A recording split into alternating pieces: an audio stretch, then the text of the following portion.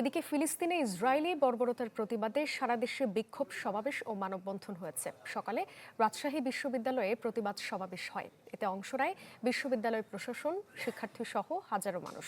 বিশ্ব নেতাদের একজোট হয়ে দ্রুত হামলা বন্ধের আহ্বান জানান তারা। খুলনা বিশ্ববিদ্যালয়ে মানববন্ধন করেছেন শিক্ষার্থীরা। বিক্ষোভ সমাবেশ হয়েছে গোপালগঞ্জ বিজ্ঞান ও প্রযুক্তি বিশ্ববিদ্যালয়ে। এছাড়া বরিশাল, রংপুর, পাবনা, জয়পুরহাট, পটুয়াখালী সহ বিভিন্ন স্থানে বিক্ষোভ সমাবেশ হয়েছে।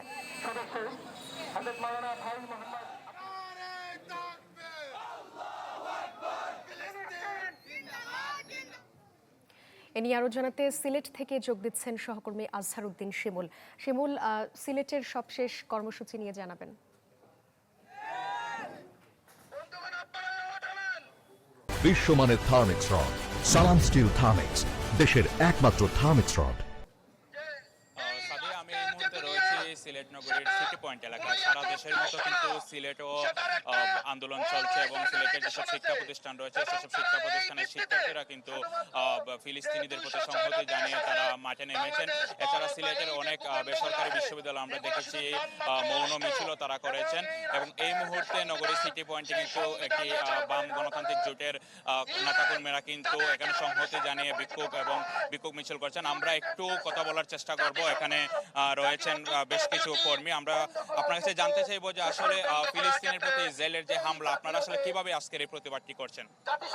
আমরা আজকে ফিলিস্তিনের জনতা যে ওয়ার্ল্ড স্ট্রাইকের ঘোষণা দিয়েছে সেই ওয়ার্ল্ড স্ট্রাইকের প্রতি সমর্থন জানিয়ে এবং আমরা এই স্ট্রাইক পালন করে আজকে তাদের সমর্থনে রাজপথে অবস্থান নিয়েছি। কর্মসূচি কতদিন চলবে আপনাদের?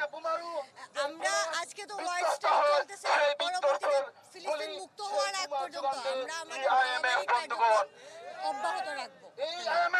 আসলে তিনি যেমনটি বলছেন যে তারা এই কর্মসূচি আসলে চালিয়ে যাবেন এবং এখানকার যারা আন্দোলনকারীরা আছেন তারা বলছেন যে ইসরায়েলে যেসব পণ্য রয়েছে সেসব পণ্য যাতে দেশবাসী বয়কট করে সেটাও তারা আহ্বান জানিয়েছেন। একই সাথে তারা জাতিসংঘের প্রতি আহ্বান জানিয়েছেন যাতে এই যুদ্ধটা আসলে দীর্ঘস্থায়ীভাবে বিরতি দেওয়া হয়। তো সাদি, আমার কাছে এই ছিল সিলেটের সিটি পয়েন্ট এলাকা থেকে সবশেষ।